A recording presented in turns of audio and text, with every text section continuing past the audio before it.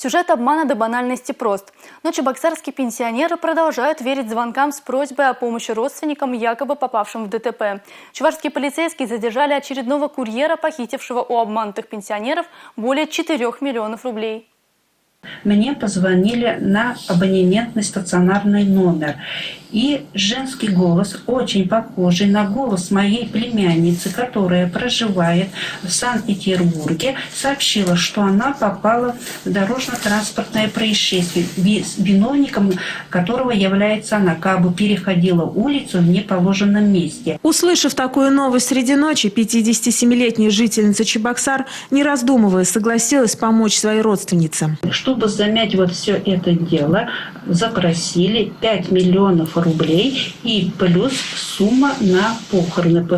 Как бы вот водитель машины, вот которая женщина была за рулем Toyota, она скончалась. И ее родители затребовали 5 миллионов рублей, и тогда не будет возбуждаться уголовное дело. Это как бы возмещение материальных и моральных затрат и обеспечить похороны. Полагая, что спасает племянницу от больших проблем, пенсионерка собрала все свои накопления и передала вскоре прибывшему курьеру 3 миллиона 700 тысяч рублей.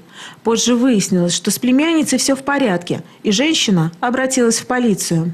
В этот же день аналогичное заявление поступило и от 84-летней пенсионерки, которая отдала 115 тысяч рублей, спасая от несуществующей проблемы свою дочь. Сотрудники полиции установили, что за деньгами приезжал молодой человек, который направился в соседний Татарстан. Данная информация была передана коллегам из Казани, которые задержали 20-летнего злоумышленника. В данном действии раскаиваюсь, вину свою признаю, обещаю вернуть денежные средства в полном объеме. О происхождении денежных средств догадывался, и куда они отправляются, тоже Украина.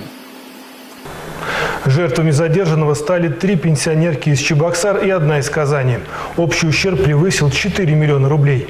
На время расследования уголовных дел, возбужденных по статье мошенничества, фигуранту избрана мера пресечения в виде заключения под стражу.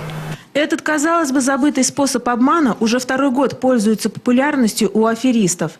Если у вас есть пожилые родственники, расскажите им о таких случаях, чтобы уберечь их от мошеннических действий.